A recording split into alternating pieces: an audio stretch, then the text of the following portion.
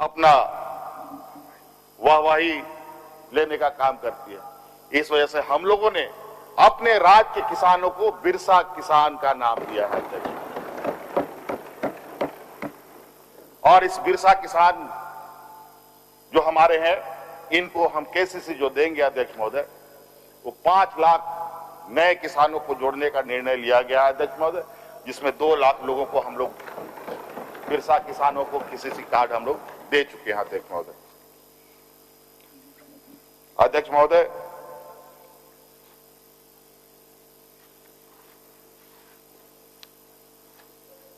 हमारा ग्रामीण लगभग 80% हमारा ग्रामीण क्षेत्र है इस राज्य में, और ग्रामीण व्यवस्था में परंपरा रूप से अध्यक्ष महोदय हमारे पास ऐसे संसाधनें रही हैं, अगर हम लोग थोड़ा प्रमोट करते तो आज ग्रामीण अपने पैरों पर मजबूती से खड़े होते अध्यक्ष महोदय। आज हमारे ग्रामीण क्षेत्रों में कई ऐसा वन उपज व्यवस्थाएं हैं अध्यक्ष महोदय, जिसके माध्यम से आज हम अपने ग्रामीण क्षेत्र के लोगों को अपने पैरों पे खड़ा कर सकते थे अध्यक्ष महोदय। आपको पता है कि रेशम के उद्योग में, रेशम उत्पादन में देश का अव्वल नंबर ये राज्य है। लाह के उत्पादन में हम देश में अव्वल हैं अध्यक्ष महोदय। हमारा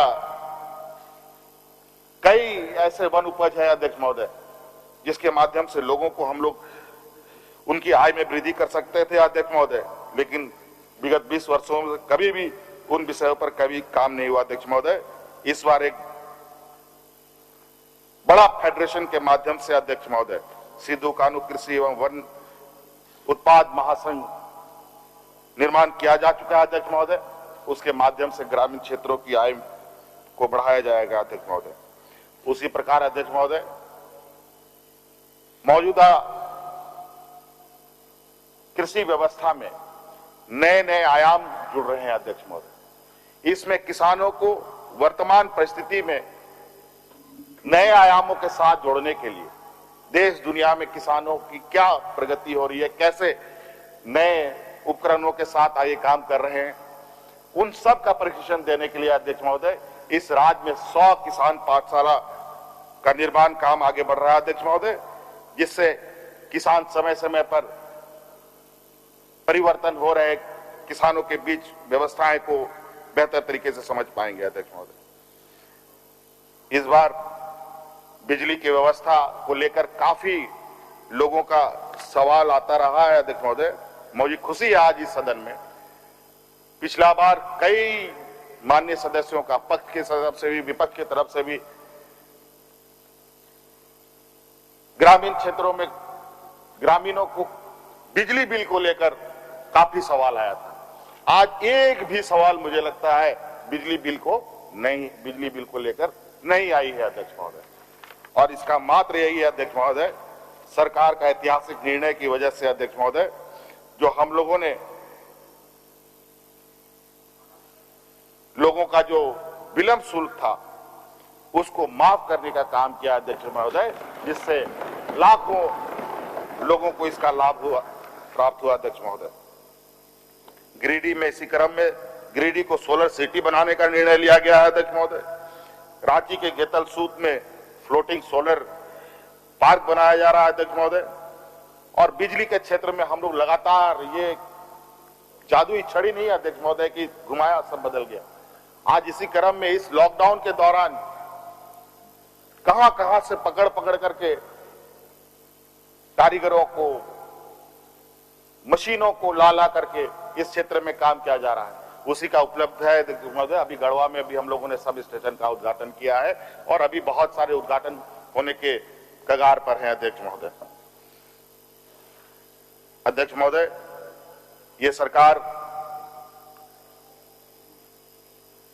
राज्य के हर उन पहलुओं को काफी गंभीरता से लेती है जो इस राज्य के लिए बहुत चिंता का विषय है।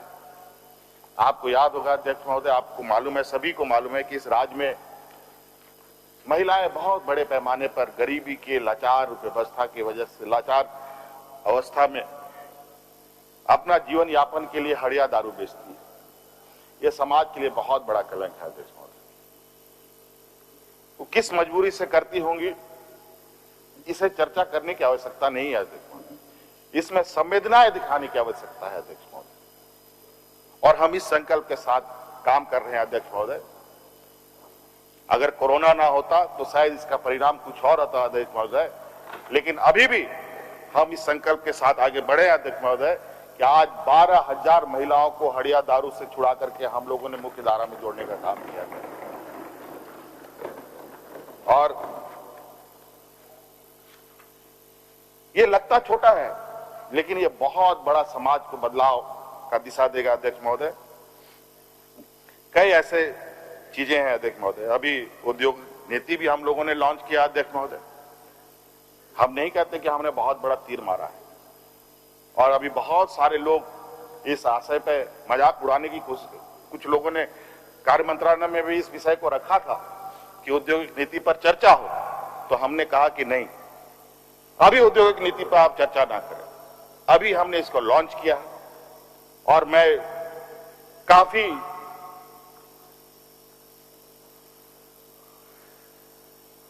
इस विषय पर, इस राज्य में उद्योग कैसे लगे, दिन रात इस विषय पर हमारी चिंताएं रहती है। तो हमने कहा कि कुछ वक्त दीजिए, और आज के दिन में, जिस दिन हमने लॉन्च किया उसमें उसी दिन 10,000 करोड़ का निवेश का प्रस्ताव भी हमें प्राप्त हुआ अध्यक्ष महोदय। और इसमें लगभग 20,000 प्रत्यक्ष रूप से और 1 लाख अप्रत्यक्ष रूप से लोगों को रोजगार भी मिलेगा अध्यक्ष महोदय। और इसी लक्ष्य के साथ हम काम कर रहे हैं कि उद्योग लगे तो यहां के लोगों को रोजगार मिले। अध्यक्ष महोदय, बार बार ये सबके जुबान में आता है कि राज्य गरीब पिछड़ा है। गरीब पिछड़ा तो है ही अध्यक्ष महोदय, लेकिन इतना गरीब है कि जिसका अंदाजा शायद इस राज्य के बाहर के लोग नहीं कर सकते हैं। इतना गरीब कि वो अपना शरीर, यहां अपना शरीर का तन भी ढक पाए, इतना भी उनके पास साधन नहीं होता था, नहीं थे। हम जब सरकार में इससे पहले थे अध्यक्ष महोदय, जब हमारी सरकार थी, हमने गरीबों को धोती साड़ी उपलब्ध कराने का काम किया था। लेकिन वर्तमान अहंकारी सरकार ने, तत्कालीन अहंकारी सरकार ने उस योजना को बंद कर लोगों के तन से कपड़ा छीनने का काम किया अध्यक्ष महोदय। आज फिर से 10 रुपया में धोती साड़ी लुंगी योजना प्रारंभ की गई है अध्यक्ष महोदय। माननीय मंत्री ने उसका उद्घाटन भी किया है अध्यक्ष महोदय। आज देखिए लोगों के चेहरे पे कितनी खुशियां है अध्यक्ष महोदय। इसके अलावा अध्यक्ष महोदय, आपको पता है यहां पर राशन कार्ड बांटने की एक लिमिटेशन रही है अध्यक्ष महोदय, लेकिन इससे इतर हट करके इस राज्य में गरीबों की संख्या बहुत अधिक होने की वजह से राज्य सरकार ने अलग से अपने कंधे पर बोझ उठाकर इस राज्य के गरीबों को हरा कार्ड देकर के उन गरीबों को भी राशन देने का काम किया अध्यक्ष महोदय, जिनको आज तक राशन नहीं मिल पाया था अध्यक्ष महोदय। आपने तो देखा ही अध्यक्ष महोदय, क्षेत्रों में लोग आज इस विषय को लेकर कितने उत्साहित है। और इस तरीके से कई निर्णय अध्यक्ष महोदय हम लोगों ने काम किए। इस राज्य में वृद्धाओं को पेंशन देने का एक लिमिटेशन है, इतना से आप अधिक नहीं कर सकते। पोर्टल बंद हो जाएगा, वृद्धा बेचारा घूमता रहा, कितना बार एप्लीकेशन भरा हुआ, कितने बार ठगे गए होंगे, कितने दलालों को इन लोगों ने पैसे दिए होंगे, कोई नहीं जानता अध्यक्ष महोदय। आज हम इस दिशा में भी आगे बढ़ रहे हैं अध्यक्ष महोदय। बहुत जल्द इस राज्य में अब पेंशन का कोई लिमिटेशन नहीं होगा, जो अर्हता पूरा करेगा उसको पेंशन मिलेगा अध्यक्ष महोदय। सरकार का यह संकल्प है। इसके अलावा अध्यक्ष महोदय, हमारे पढ़े लिखे नौजवान की बात है, होनहार खिलाड़ियों की बात आप कहें। आपने देखा होगा अध्यक्ष महोदय, जब हम इससे पूर्व में सरकार में थे उस समय भी हम लोगों ने खिलाड़ियों को आगे बढ़ावा देने का प्रयास किया था, कुछ खिलाड़ियों को नियुक्ति दी। आज इस बार भी दूसरी बार हम ही लोगों ने लगभग 39 खिलाड़ियों को सीधी नियुक्ति देने का काम किया अध्यक्ष महोदय। ये अनवरत आगे चलेगा अध्यक्ष महोदय। और अभी कितने खिलाड़ियों को हम लोगों ने सम्मान दिया, जिन खिलाड़ियों ने वर्ल्ड कप में अपना हुनर का प्रदर्शन किया है अध्यक्ष महोदय। कई और खास तौर पर ऐसे बच्चे अध्यक्ष महोदय जिसके पास खाने का रोटी खाने के लिए अनाज नहीं जुटता, ये लोग आज दुनिया में अपने आप अपना लोहा मनवा रहे हैं अध्यक्ष महोदय। ये गौरव की बात है। आदिवासी, पिछड़ा, दलित वर्ग के ये बच्चे हैं अध्यक्ष महोदय। यहां पर नौजवानों के लिए अध्यक्ष महोदय हमेशा चुनौतीपूर्ण रहा है। अभी आपने देखा होगा अध्यक्ष महोदय, जेपीएससी, झारखंड सर्विस कमीशन, इन सब में कितनी त्रुटियां रही है। राज्य अलग होने के बाद पहली बार जेपीएससी को हम लोगों ने नियमावली बना के दिया अध्यक्ष महोदय, और अभी इसका एग्जाम भी 19 या 20 तारीख को होने जा रहा है अध्यक्ष महोदय। और आप देखेंगे अध्यक्ष महोदय, अब जिस तरीके से हम लोग इस राज्य के विकास की नींव की स्थापना कर रहे हैं, चाहे आने वाला समय में कितने भी तूफान आ जाए, फिर इस राज्य का नींव नहीं हिल सकता अध्यक्ष महोदय, अगर ये हम लोगों ने सही तरीके से स्थापित किया। हर विभाग की नियमावली बन रहे हैं अध्यक्ष महोदय। हर विभाग में इतनी त्रुटियां, एक विभाग में तीन, पुलिस विभाग में होमगार्ड का नियमावली अलग, जैप का नियमावली अलग, जगुआर के नियमावली अलग, सब वर्गों के विभागों के अलग अलग नियमावली। जबकि होना क्या चाहिए था, राज्य में नियुक्ति हो तो कार्मिक विभाग के निर्देशों पर नियुक्ति हो, उनके नियमावली के आधार पर कार्मिक विभाग से वेटेज प्राप्त नियमावली से हो। लेकिन विभागों ने अपने अपने तरीके से कर रखे। पहले भी नियुक्तियों में भाषाओं को अंकित किया गया था अध्यक्ष महोदय, लेकिन अंक जोड़ने के मामले में बिल्कुल 1 नंबर 2 नंबर कहां से स्थानीय नौजवान पास करेगा स्थानीय भाषा लेकर। इसलिए अध्यक्ष महोदय, हमने पहले भी कहा है कि यह वर्ष नियुक्ति का वर्ष होगा, और इस विषय को लेकर हम लोग लगातार दिन रात इस विषय पर काम कर रहे हैं अध्यक्ष महोदय। और मुझे पूर्ण विश्वास है आज व्यवस्था इस काम में पूरी तरीके से तेजी से काम कर रही है अध्यक्ष महोदय। हर वर्ग, चाहे शिक्षक हो, कॉलेज का हो, स्कूल का हो, विभिन्न विभागों में अलग अलग रिक्त पड़े पद हों, उन सबको जेपीएससी में उनकी नियुक्ति के लिए आवेदन भेजे जा रहे हैं अध्यक्ष महोदय। अब शुरू हुई है। अब मुझे लगता है कि महीने भर के बाद लगातार नियुक्ति का कार्यक्रम प्रारंभ होगा अध्यक्ष महोदय, और मुझे लगता है कि यहाँ के नौजवान बड़े पैमाने पर इसका लाभ भी ले सकते हैं।